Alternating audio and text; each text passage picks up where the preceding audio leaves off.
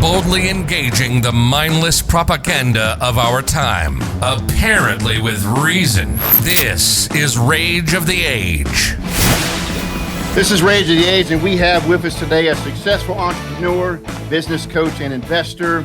He is the host of the podcast Wealth, Power, and Influence. He is award-winning film producer for refugee crisis in Greece. He also has his recently released book, The Nomadic Wealth Formula, which just came out in September. I want to introduce to you today Jason Stapleton. Jason, welcome to the show. Well, thank you, bro. That's one heck of an introduction. I'm a quite accomplished man, apparently. You sound good when I say it, I suppose. Right? When you say it, it sounds so good. The rumors are true. You're very cool. All right. Now, you have your own podcast where it looks like you probably cover a lot of the different topics that I might be accused of covering on a basis here and there. Politics, one of the things we cover here on this podcast. So we're in quite an interesting turn of events as far as the nation is. Wow. Pick a stab where you want to start, man. I mean, we're in this election, this transition, still waiting on a few results. What are your forecasts? Good, bad, ugly? What are we looking at? Well, I've tried to remain at kind of an arm's distance with this. I wouldn't consider myself to be conservative or Democrat. I'm much more of a libertarian style of thinker or an objectivist. And so I try and maintain an arm's distance, if for no other reason than objectivity, but it would appear as though, as near as I can tell, that Donald Trump has a legitimate claim that there was election fraud. And for looking at some of the evidence that you're not getting to see on the mainstream news, it would appear as though it's significant. Now, with that said, the question is, can they prove it in a court? Will the Supreme Court hear it, which they're going to hear the Pennsylvania stuff here soon. And then there's other stuff in Georgia and stuff in Arizona, I think, as well. Is Michigan Michigan's another one they're looking at. So they got a bunch of different court cases going. It's so hard to keep track of. The question is, can they convince the courts that there's enough evidence there to overturn? My gut tells me no. So I don't think he's going to stay in office, but I think that there is a legitimate claim that there was some voter fraud. Now, a bigger question is, again, there's three questions in there. The first one is, was there voter fraud? I think there was. Was there enough voter fraud to swing the election? I don't know the answer to that. That's what they're going to court for and they're producing evidence for. And third is, do I think that even after they produce that evidence, that it'll be enough to overturn the elections in these states? I got a sneaking suspicion the answer to that is no. Now, I have that suspicion just the same. Is that right? So where do you come down on it? Well, the question to me, though, is, like you said, will it be enough? In my head, how much do you need? I mean, how much electoral fraud can we tolerate before we say, maybe we should do something about that now? Well, and again, so this is the way I kind of look at this is there things that I can control and things that I can't control. So if in my world, in my sphere of influence, there are things I can do and things I can't. One of them I can't do is I cannot not tolerate if voter fraud when it exists. Right. I can't do anything about that. Sure, I can get out there and protest. I can get online and whine and moan and complain about how terrible things are. I can give the platitudes that everybody else gives, but at the end of the day, I don't control any of that. And so for me, trying to focus my time and attention on what are we going to do about this? The answer is I'm going to make so much money and become so successful, have so much wealth, power, and influence in my life that it won't matter what any of these guys do, because I'll either buy them the way other people are buying them, or I'll just up and leave. Now that is a very maybe it's jaded for me to think of it that way. If other people your listeners may listen to that and say, well, yeah, it must be nice. But in my opinion, I'm a pragmatist when it comes to this stuff. I want to live free. And I have found that my freedom is directly tied to the amount of wealth that I have, because it increases the amount of opportunity that exists around me. And so I enjoy the conversation. I mean, I talk about with other people. I just had an interview earlier today with a guy in Australia. And he was asking me kind of the same questions. And I said, you know what, man, I kind of view this more as a sport than anything else. I'm a firm believer that I'm going to find a way to win, and that there are people who can make that really hard for me, but there's nobody that can prevent me from doing it. And what I fear, what I see in America today, is a massive amount of fear and a sense of hopelessness, especially from those on the right.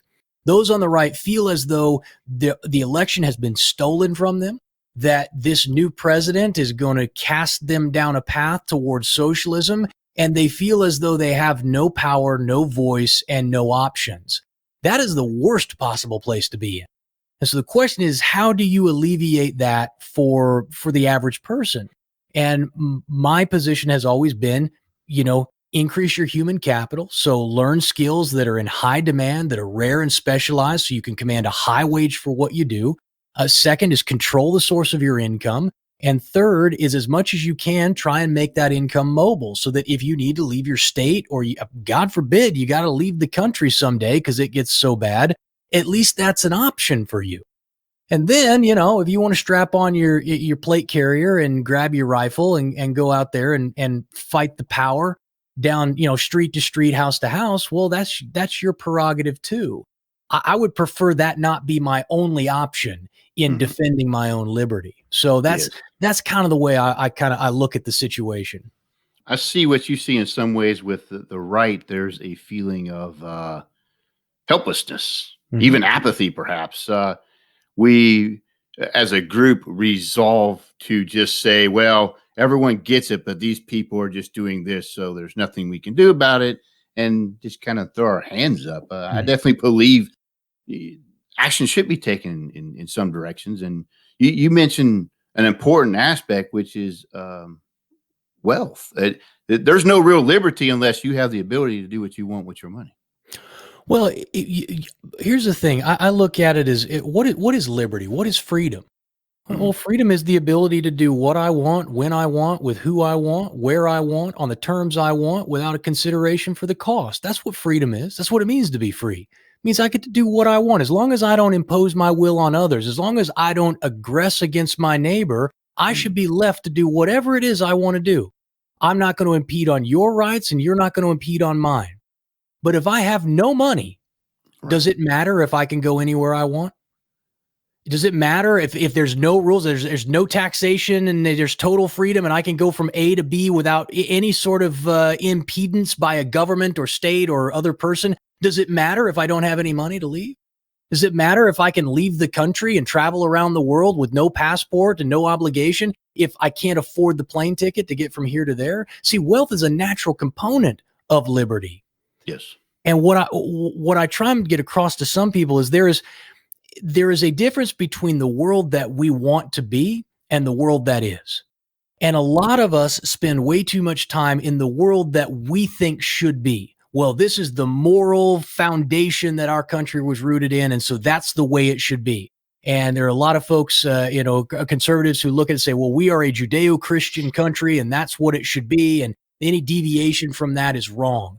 Well, it doesn't really matter what you want to be. The only matters is what is. And so when I look at our election system, I say this entire idea that you're going to go to a voting booth and make a decision about who's going to lead the country is largely a farce, because it is not you and I who decide who wins elections. It is the money men who decide. It is irrelevant who takes office. The state itself, the unelected officials that spend their lifetime in government, are the ones who run the government.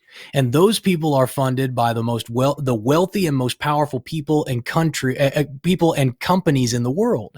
And so if we really want to affect change in our country and in our government, we have to change ourselves. We have to change the relationship that we have with money, what our belief about wealth and power, and our desire for more of that. And most importantly, we have to start by changing our communities and our neighborhoods first. See, those are things I can control. I can control my narrow sphere of influence. I can have influence on your audience because you've given me the privilege to come before them and share my ideas. Some of them it'll make sense to them, and others it won't.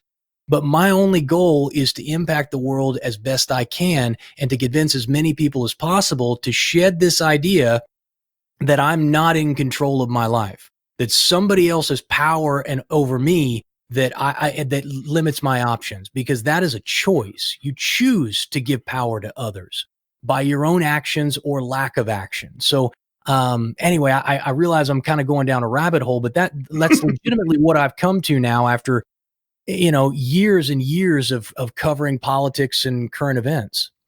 Right. There's definitely a thing to money, though. If you have no money, you have no control over anything. Mhm. People control you if they have the money and you don't have the money. Yeah. It's truly a very necessary part of liberty.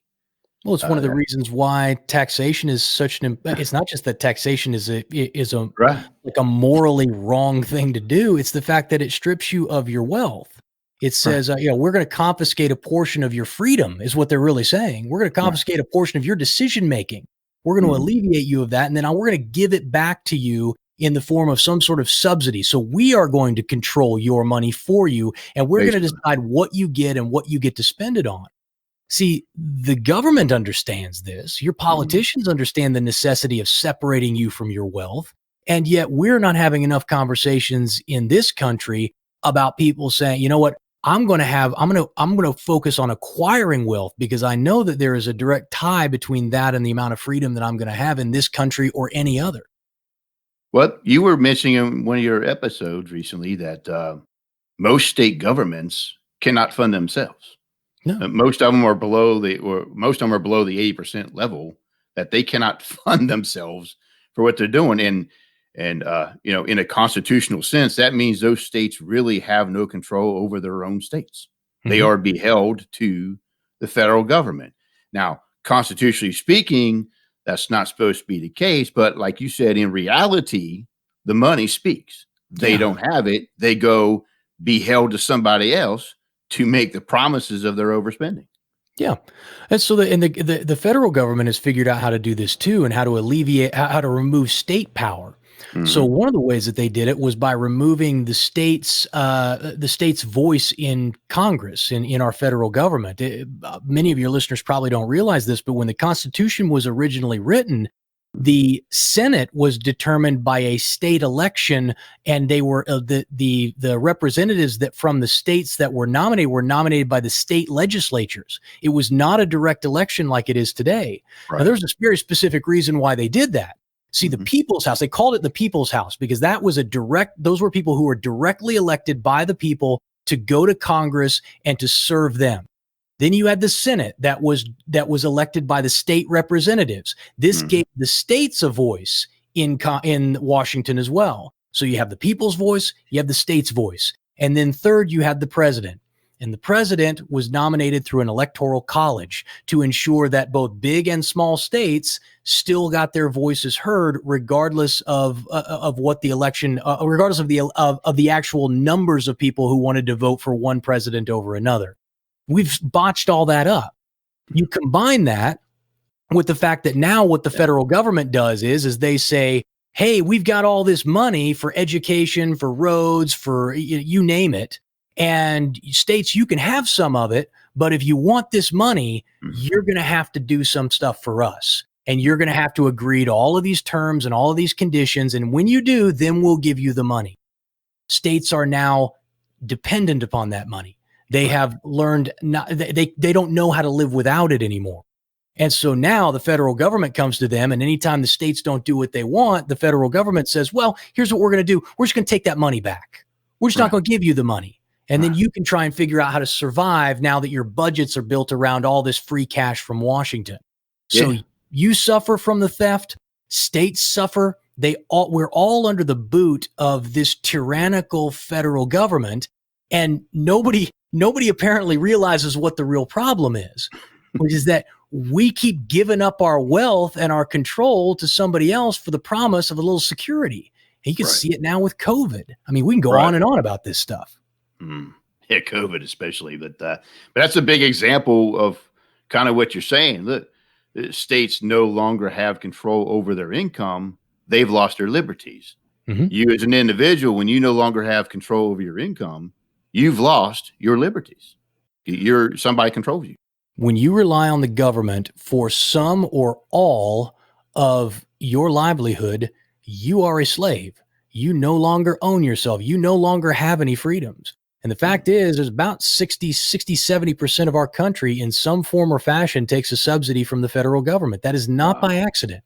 Mm. I talk to a lot of people who, liberty and freedom are the first words out of their mouth. And after this election, they believe that their freedoms are being trampled. And yet they completely ignore the most important aspect of that freedom, which is their own personal wealth. They're sitting around barely making ends meet. $500 car bill would completely crush them financially.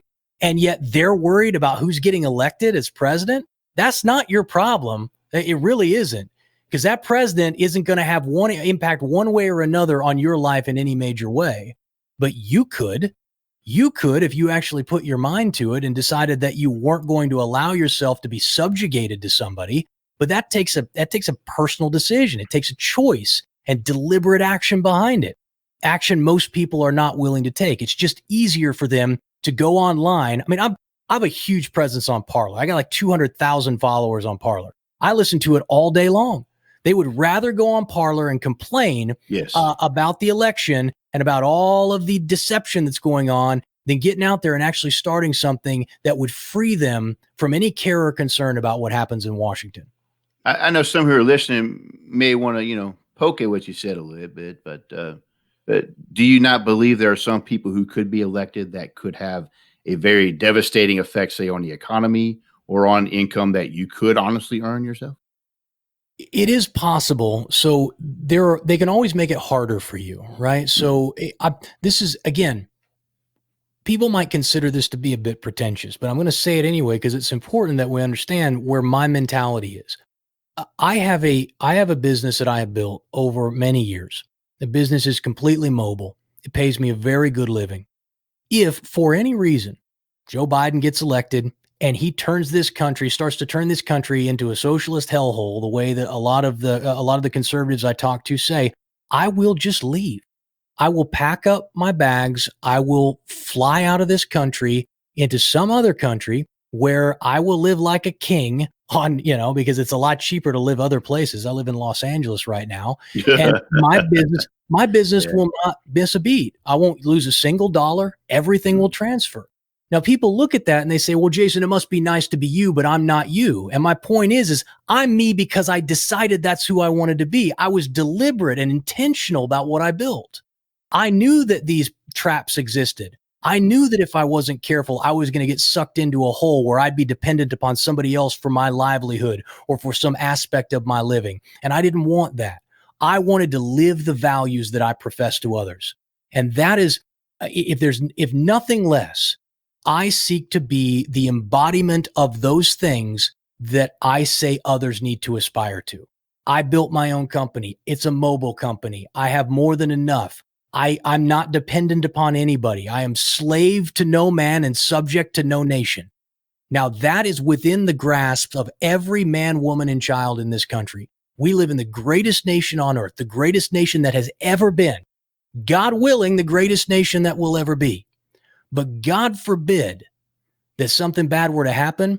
I will not go down with that sinking ship. I will not sink with the Titanic. I'm going to move on. Forgive me for being so self-interested, but it's my opinion that that's what this country was founded on. Groups of people who wanted to be free and who were unwilling to live under the shackles and the tyranny of evil men. And that's the situation that we find ourselves in today. It is cheap. It is easier to make money today for you to build a business that you control and own than it has ever been in human history. Literally, with my cell phone, I can go out to thousands and thousands of people with the click of a button. Never before in our history have we been in a position where so many people could achieve true autonomy for their own lives.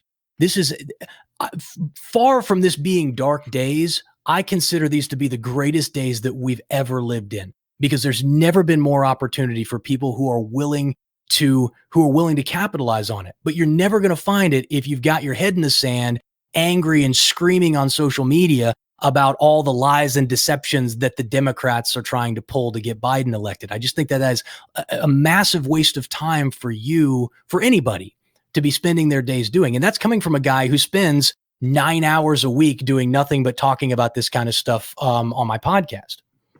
Right. Absolutely. So you really believe that any person who puts forth the effort can make a source of income that is completely movable with them should they choose? 100%. I wrote an entire book on it. And that's what your book basically covers, right? The Nomadic Wealth Formula is simply about the concept of how to create first nomadic income. So income that you can move from place to place, but later nomadic wealth that can exist. We're seeing largely a flattening of economies, and the ability to reach and target customers in different countries in a way that was never possible before.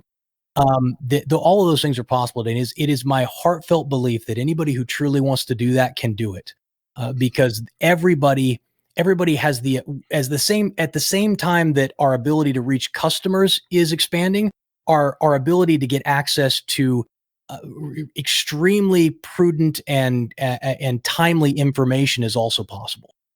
See, if I want to go out and learn, let's say that I don't really have any rare or specialized skill, but I think that one of the best skills that I could learn is how to code. Okay. Well, it used to be if you wanted to learn how to code, you had to go to college and you had to get a college, show up at night working classes, and you had to pay X number of dollars. None of that exists anymore.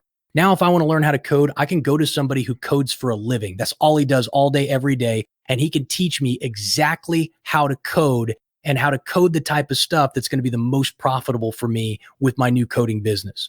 I can go to places like Khan Academy, and for free, they will teach me how to code in any language I want.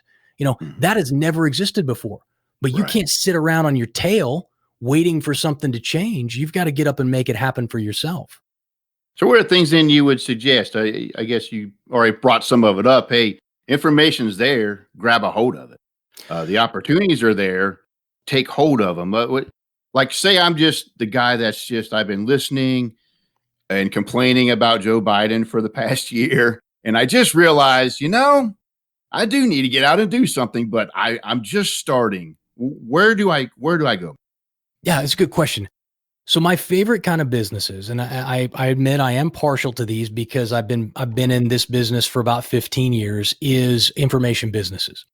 So as I said before, access to information is becoming, we have the World Wide Web. You can go out and get information anywhere, but finding really timely aggregated information specific in niche markets is more difficult. Yes. And so what I suggest to people, I said, if you have no other idea, but you're hearing the message and you're like, dude, I realize I need to do something, is let's take a look at what you really enjoy doing. What are those rare and specialized skills that you already have that would be of value to other people? See, if somebody's willing to hire you to do a job, I'm pretty sure you could find people to hire you to do that job if you owned your own company doing it. Whether you're a craftsman or whether you're an accountant, it really doesn't matter. But the business that I have always been in is taking what I do and teaching it to other people. So for about 10 years, I was a currency trader. I spent all day, every day trading in the currency markets. Well, I built a multi-million-dollar education company teaching people how to do what I did. And there's a lot of business in the financial sector and a lot of desire and need for that type of stuff. Once I left that company and I decided I was thinking about what I wanted to do, I said, well, I spent about 10 years building this company and I know all about marketing and branding and online business building. Why don't I help other people do the same thing? I started a podcast, and that podcast quickly became, one of the top podcasts on iTunes. We got like 30,000 listeners a day. I said, you know what? I think I might know something about how to create a podcast. Why don't I put together a little course and sell it to people? A lot of people out there wanting to know how to build a podcast and grow a podcast. So, we're talking about millions and millions and millions of dollars. Again, I don't say that to be braggadocious. I say it because I want people to understand that money is out there. And there are 1,700 new money millionaires every day in this country. I don't know if your listeners know that. 1,700 people a day become new money millionaires. That means it's not money that was gifted to them. They didn't get it through an inheritance. They earned it themselves. Nearly 2,000 a day. You're telling me you can't get out of your $60,000, $70,000, $80,000 a year job and actually make some real money in your life and free yourself from, the shackles of financial dependence? It is possible. It's not impossible. It's probable if you will just take the effort to go and learn how to do it. You're listening to Rage of the Age. Rage of the Age. Politics, religion, economics, and history with a conservative bend. Because of the time we're in, like you said, this is unprecedented stuff. Yeah. 50 years ago even, and definitely prior to that, those opportunities practically did not exist like they do now. I mean, think about it. It's crazy. Think about it like this. Like, we're on Squadcast, right? This is a new application for podcasters who are recording audio and to be able to see each other in video, and it records, records separate audio tracks for you that you can go collect later. So you got really good audio coming out of it, right? I want take you back 10 years, like 2010, when my first business was really getting off the ground. I was producing a ton of video content. I had to provide a download link under every single one of the videos I posted. Right. That's most people, remember, most people, there was so little bandwidth, they couldn't stream the videos. Right. That's where we were back 10 years ago. Now we literally open up our cell phones. We can stream anything literally anywhere around the country, right from the cell phone. It's the technology is there. We're growing. 5G is going to make it possible for me to take my entire business and put it into an RV and just drive around the country. Right. That's one of my goals. Is as soon as in the next year or so, when 5G gets fully built out, I'm going to buy an RV and I'm going to prove to people that you can run a business nomadically. And we're just going to travel the United States, my fiance and I, and we're just going to meet people and talk about business and do our podcasts and show people what a life could really be like. Now, that may not be you. You may want to live in Tennessee, up in the hills and the Appalachian Mountains, and not have anybody bother you. My point is, we live in a world where whatever your idea of a perfect life is, you can build for yourself. And you can, and you don't have to turn on the news every day and be afraid that our whole country is going to turn socialist and all of our liberties are going to go away.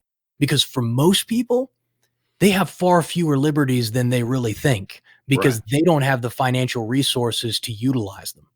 Well, imagine the voice that would create if numerous people discover their new liberties with their finances and thus gaining actual freedoms rather than the other mindset of, well, I guess the government will do it for me. And if you can create a stark antithesis for people to look at and go, yeah, I used to be there too, waiting for them to give me stuff, but here I am now. Why don't you come with me? I think that's probably a great way in which to sell the point, Well, that's a really great point, but let me come at this from another angle for your audience that may be still like, dude, I'm this guy. I don't even know what he's talking about. Okay. Because this is really important. Let's say you don't buy into anything that I'm saying. Okay, fair enough. But one thing that we do know is coming is both artificial intelligence and advanced automation. Okay.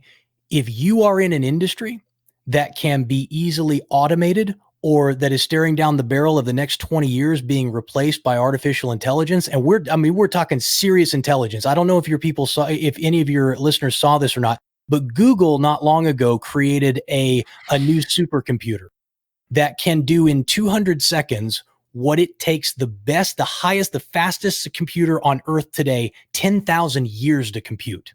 So we went from 10,000 years to 200 seconds. Wow. And then China just reported that they have their own supercomputer that is 10,000 times faster than Google's computer. Okay. We are on the cusp of a massive artificial intelligence and automation revolution. We are going to, in our lifetimes, have robots in our homes that do the shopping, that do the cooking, that literally act as autonomous human beings in support of us in our lives. If you have a job that in any way can be automated or replaced by that kind of artificial intelligence, the clock is ticking on you. The only thing that will be left for those of us who remain are creative works, creative jobs. All the manual labor, all the repetitive labor, all of that's going to be replaced. If you are not preparing for that now, you're no better than a GM worker who sat around for 2 decades thinking that the union was going to protect him from them shipping the jobs overseas. Yeah. They're like, nope, you're not. GM's moving their factories, man. They're leaving. They can get cheaper labor overseas, as well as a lot of these companies. You can talk about, hey, well, Donald Trump's going to save us. He's not. He can't do it. No human being can do it. It's a simple matter of math and technology. Those jobs are leaving. You can accept it and start making a decision to protect yourselves and your family, or you can be destroyed by it. And the choice is yours, but it will happen. Expand on that idea then of creative works. What do you mean by that exactly? So things that require complex creative thinking. So one of the things that we know is that artificial intelligence will do really well with repetitive tasks, probably for the next 50 or 100 years, but they will not be able to do creative thinking. So, for example, my podcast is an act of creative thinking. The business venture that I'm involved in, where we test a lot of different marketing strategies and those types of things, art, woodworking and those types of things. Those are really creative functions. Like I can tell a machine, this is what I want you to build, and it can build it, but it can't come up with the concept of what to build. And so as you look at all of the creative opportunities, and that's why I say the very first question I would ask somebody who kind of gets what I'm saying and it makes sense to them is, okay, what do you really love? Like, what are you passionate about? Where's your creativity lie? Because that's where the real value is going to be in the future in the economic future that falls on our children and our grandchildren. It'll be creative activity and creative work more than repetitive sort of like industrial work that we've been privy to since the turn of the century. I once saw something on the internet of a picture painted by AI intelligence. It painted this picture, and I looked at it, and I was like, "That is absolutely horrendous. That looks horrible." I mean, it's like just Halloween gone bad. Just darkness. It's using whatever concepts you can train a computer to do, like you said, but it was obviously lacking the inspiration, the creativity of what you put on a canvas. It was lacking. I mean, it was able to paint. It did the functions. It created shapes of this. I think it was a woman and like some other stuff there, right? But you can tell it's missing something. Yeah, there's no creative soul edge, right? Yeah, there's no soul. Yeah, there's no creative spark. No, yeah, and that's where, at least for the time being, and 20, 30 years from now, 50 years from now, we will likely be in another stage of transition and development in our country that may require we learn new skills. You're never going to be done learning. You're never going to be done adapting. One of the most important things I ever heard somebody say, it was when I was transitioning out of the military. He said, "You know what? Every day from the day you're born until the day you die, you're in a state of transition." So he said, when life changes, when it happens to you, recognize that's what's supposed to happen. And the question is, how well are you anticipating and adapting to the change that you're seeing around you? Because it will be the decisions that you make, not the decisions that others make, that will ultimately determine where you end up. And I think there's too many people in this world who are looking at other people and the decisions they make and applying way too much value to that in terms of what they're able to accomplish in their own lives. Yeah, as a simple illustration that came to me in my head from history is the longbow in England, awesome weapon, was not being used as much when firearms came along. And they went to the queen and said, "Hey, you need to preserve our jobs making these longbows." Well, she agreed. It still fell out of use. The Right. firearms was a new thing. It didn't matter if the queen said so. Economic pressures are going to rule the day. You have to eventually admit, okay, we're no longer going to use this longbow. Yeah.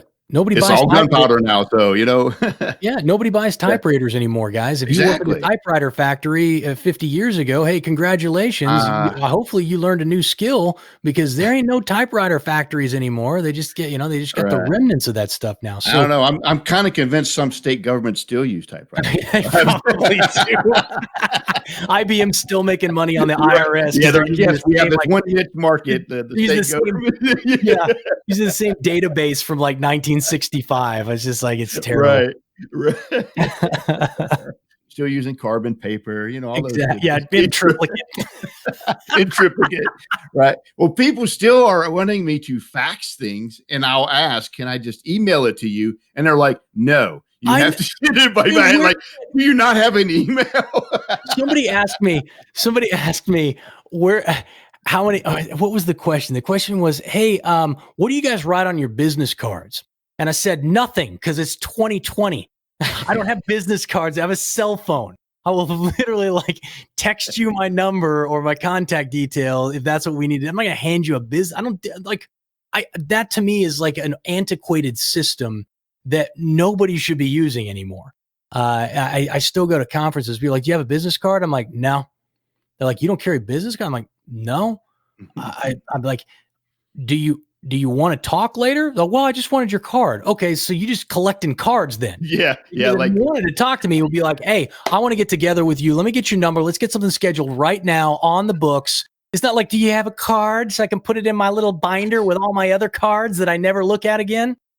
I don't know. Is there a trading market of cards you collect? I'm sure there's some. You're on eBay, like, I have this card from President so and so at this corporation asking $20. I'm telling you right now, I'm sure there's some seminar junkie out there that just has binders of that stuff from the 1950s. It's like, I've been to every seminar and I collected all the cards. Right by his stamp collection. It was a lot of. This one, Pete's Plumbing. Yeah. Oh my gosh, that's funny. But it's just there, right there. You bring up another good point is we can become creatures of habit and just do it and not even and I've been guilty. I always I need a pen and paper to write this down. They're like, here, I'll just text it to you. I'm like, that's a great idea. I'll send it to you in Messenger or on your, on your text or something. It's like, yeah, that way I won't lose it, because I lose the piece of paper later when I write the note on it. So I have learned to use the tools that I have at my disposal to share information. Yeah, I don't know. I think you're absolutely right. I think too often we get locked into the way things used to be. Mm-hmm. And we think that that's the way it should be. And as I said before, it doesn't matter how you think things should be. It only matters the way they are. And you have to learn to adapt and live inside of the world that is, because as we said at the top of the show, there are things that you can control and things you can't.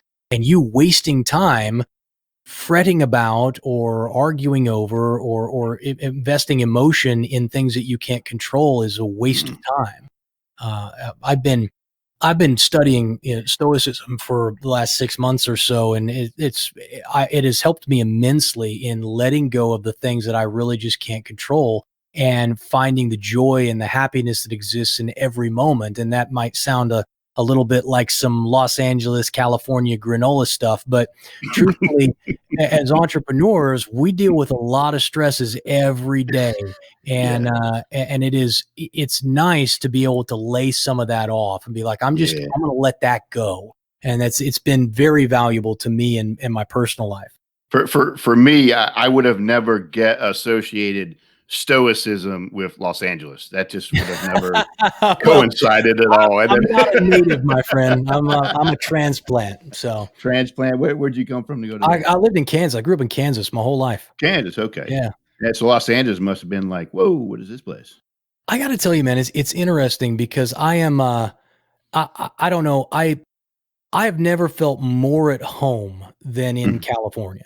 And that's terrible. I picked the one place with the highest taxes and the most abusive government, but something about being here where most of the people here who are transplants, and there is I don't know, where are you out of? Right now I'm in North Carolina. Okay. North Carolina. Oh, nice. Mm-hmm. So you're kind of in the same boat. So it's a little slower in the Midwest. You know, there's just, I mean, their businesses are still being made, millions are being made, but there isn't this sense of electricity in Kansas where I lived. Right. It's just kind of like people going through the motions of life. Well, you come out here to Los Angeles and it is electric. Like there are people who are here for a reason. Now, some of it's ridiculous. They're trying to become actors or they, you know, whatever. But a lot of these people move out here because the tech industry is here, because this is where it's happening. And you feel it. It's palpable when the city is open and not shut down by COVID. Right. And knowing that, I mean, I live in kind of in central Los Angeles, close to Hollywood, and in 20 minutes I can be on the beach. In 20 minutes, in 2 hours, I can be in the mountains. I can be anywhere in Los Angeles in about 15, 20 minutes. It is, it's just an amazing place to be. And I wish that it wasn't such a punitive place to live. Because it is one of the greatest places that I've ever had the benefit of experiencing. Now, how bad is it then when you say like the abusive government and the overreach and the shutdowns and all that? I mean, I read reports, I hear the complaints on Facebook, right? But is it really difficult right now living in California? It's more of, so here's the thing.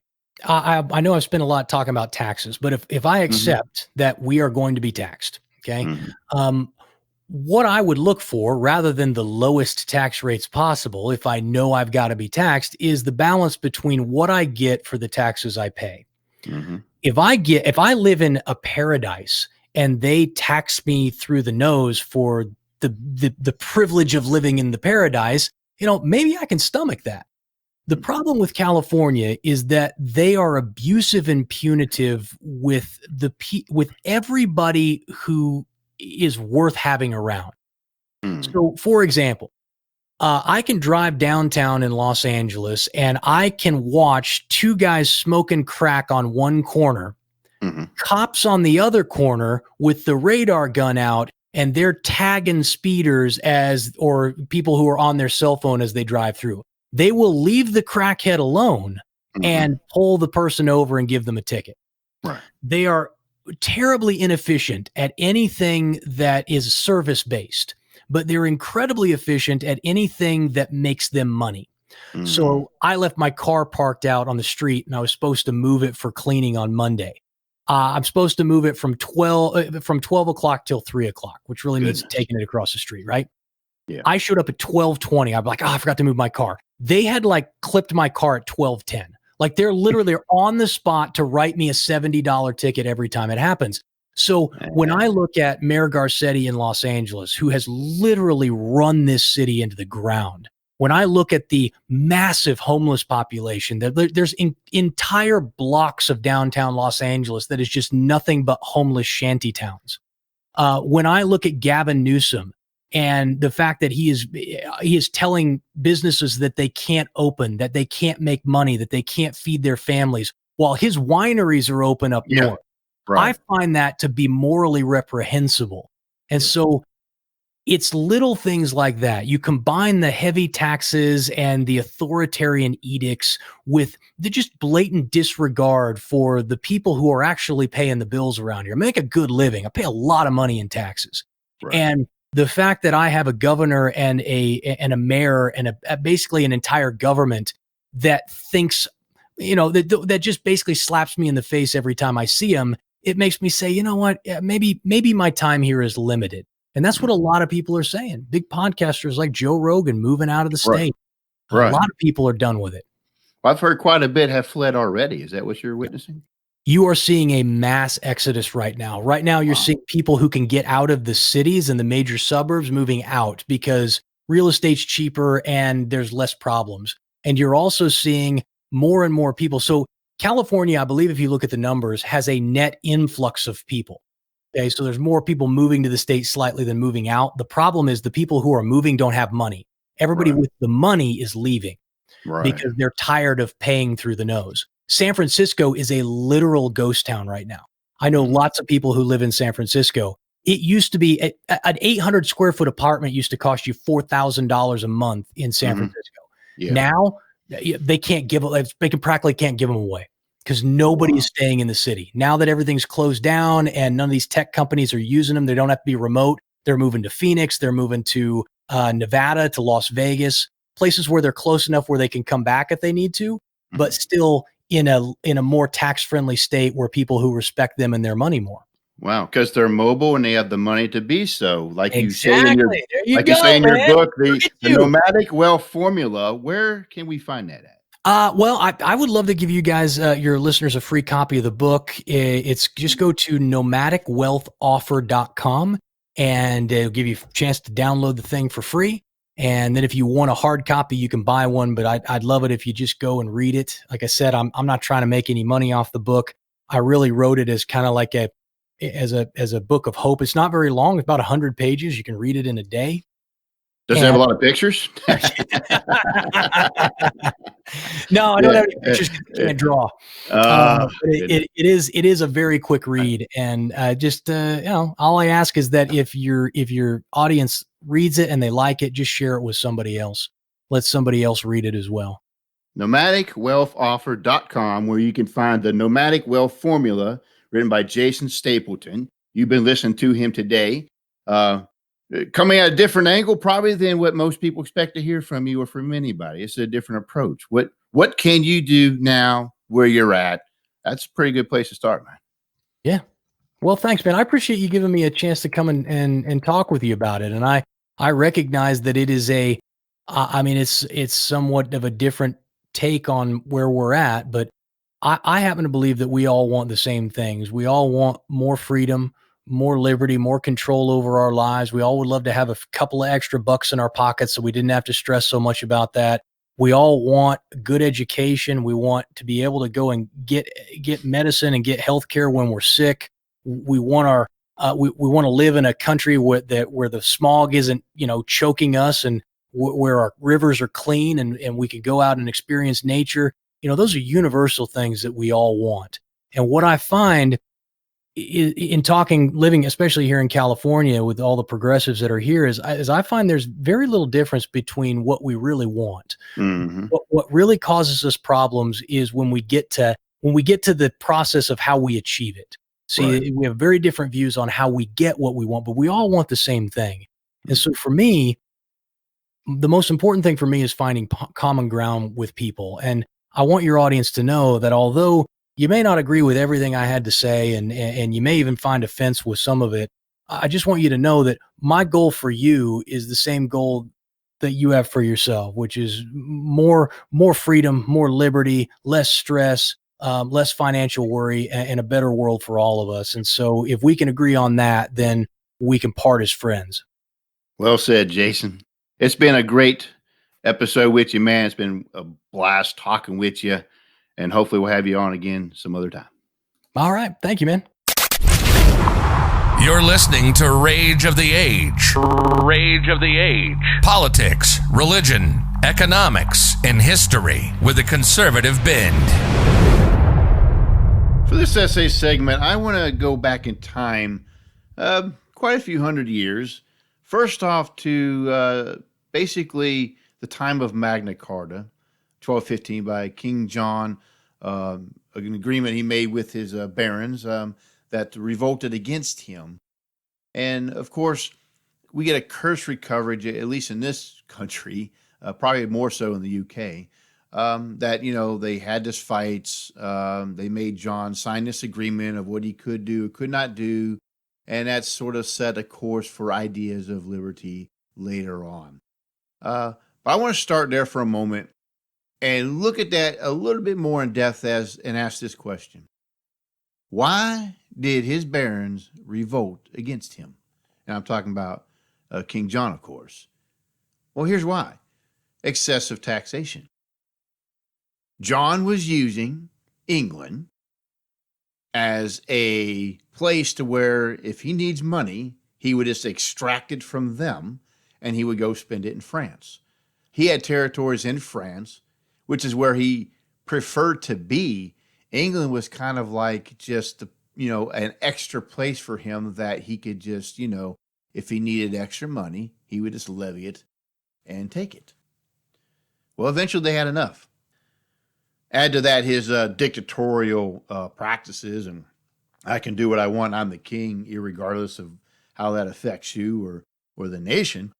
And then you add to the fact that he's taking every bit of money he can grab and get a hold of by any means he can dream up. And he became very efficient at it, actually. He was known to have increased the revenue greatly from England, but it was going to everywhere else except to the needs of England. Well, eventually the barons revolted.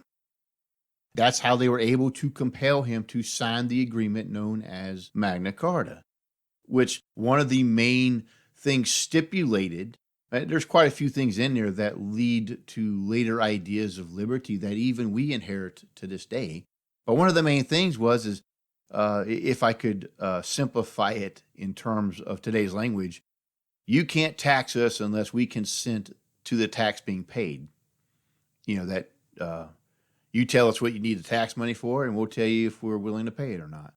And that's the beginning of something that had quite a jolt through the pages of history, because it set the idea of putting restraints upon a monarch, and that those that they ruled over had to give consent on some things.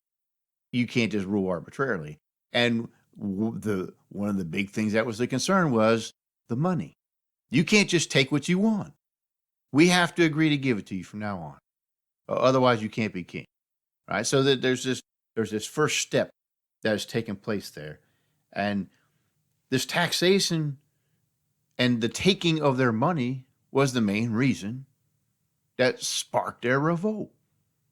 The cruelty that we hear of King John, about how he did this and that, and he was just a mean, evil, bad king, a lot of it's because he was trying to dream up ways of snatching money from people. It was all tied around the greed of getting everybody else's money from them. But the idea, though, that there is a concept of liberty tied to money, it's not just at Magna Carta. If you look later on in history of England, you have these areas outside of town called liberties. Now, this is really interesting. These places are called liberties, and the reason why they're called liberties is you're at liberty, if you will, to buy or sell there. Because in the towns, the guilds ran everything. If you're not familiar with what a guild is, other than science fiction shows and D&E and all kinds of other things, they'll mention the guild, like it's some cool thing to belong to. But the reality is the guild was just the trade unions of their day. They stifled competition. You had to pay heavy to be a member.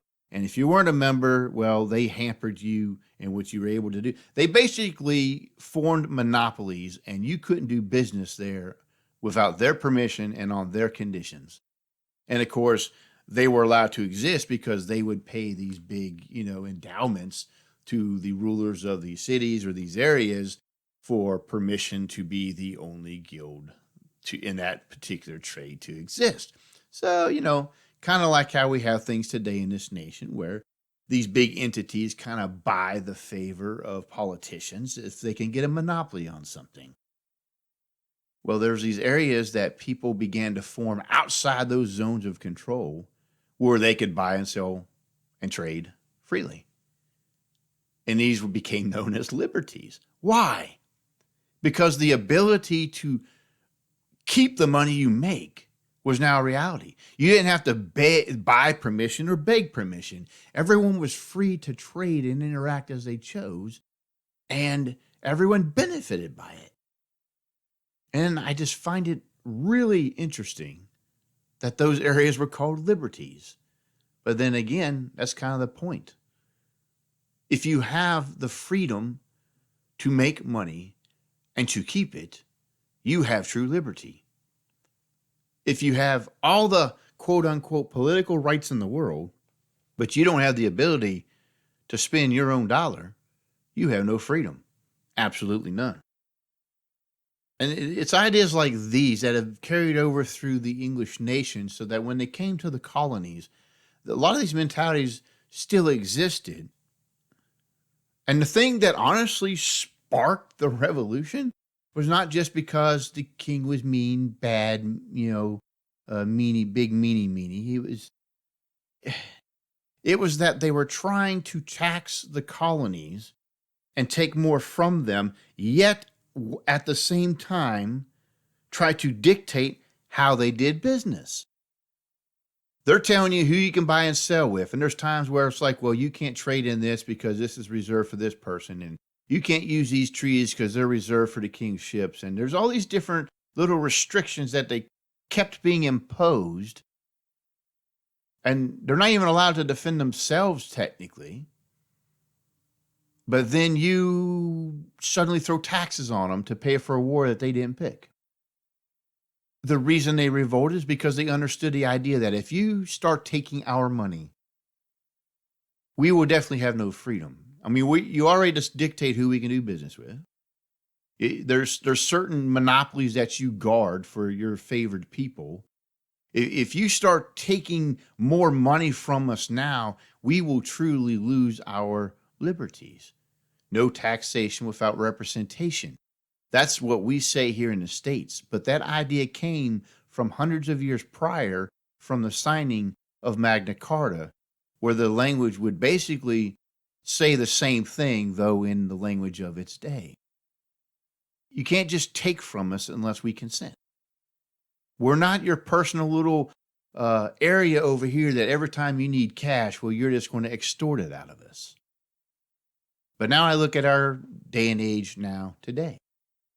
And governments have not changed in nature, especially now that it's mostly bureaucrats. And I agree with my brother Jason Stapleton we had on today that, the government is primarily ran by bureaucrats who are not voted.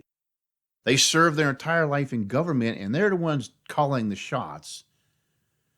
Everyone else is elected for, I don't know what they do or don't do. I think they like not having to do anything, honestly. They just, as long as they can give an opinion and have a title and wear a nice power tie or something and get accolades when they go places, I think they're content. They're like the old Roman Senate, where, you're called a senator, you have no real power, but, you're still a senator. The emperor calls the shots, right? But you're still a senator. That's almost what it's like now. There's no prestige. There's no actual function, it seems sometimes, because bureaucrats run everything. And they don't answer to anybody but themselves. And of course, they're not going to tell on themselves. And when they need money, they find creative ways and they just take it. If you think I'm crazy about this, consider in your area if this happens. And I bet you it does. There's a couple ways this could happen. I'll give you 2 examples. Let's say the local area wants to raise a bounty or increase property tax by a certain percent to pay for whatever. It could be to renovate a school. It could to improve a road, whatever it is. And let's say it doesn't pass. Because you say new tax, and everybody's like, are you kidding me? The economy's bad. We're not passing it. But then all of a sudden, it fails. But within, a few months, all the homeowners will get a notification that their property value went up. Why? That increased their taxes. Contrary to their vote. Contrary to them consenting, we're not paying for it. What did these bureaucrats do? They found a way to take it anyway. And here's another example that goes on in some places. I'm not going to name them, but I know of a personal case that's happening in Texas where there's some property that is some really great value that a certain entity owns. And there's some magnates, if you will, who want to take that property for themselves and make money. They think they can develop it and sell it and have all this great income come. And, they don't want to give it up. So what's the local government do? They suddenly decide you owe taxes on that property. Oh, and by the way, it's $100,000 a year. Basically, we're going to tax you until you give it to us, and that we can do what we want with it. I mean, this is what governments do. It's instinctive for them to take what they want. But our concept of government is supposed to be different. Money matters. When you hear politicians talk about they're going to get money by taking it from somebody, you better pay attention, because they'll do it. Right? When you hear someone say, well, I'm going to start this new program, be very worried, because they'll never answer where that money's coming from. They don't care. You know why? Their bureaucrats will find it somewhere, and they don't care how they get it. They'll find every quote unquote legal means in which to extract it. And that's the situation we find ourselves in today. It's almost infuriating that we're in this condition. But part of it is our fault. We've let it happen. We've gotten too comfortable with government doing everything to where we've made it to such a level that, like a science, it can find ways of extracting the last nickel from you, and you have no say in it whatsoever. You've been listening to Rage of the Age. If you loved today's podcast, make sure to leave a review on the media you're listening through. Secure future episodes by heading over to rageoftheage.com and clicking the RSS feed button. Until next time, this has been Rage of the Age.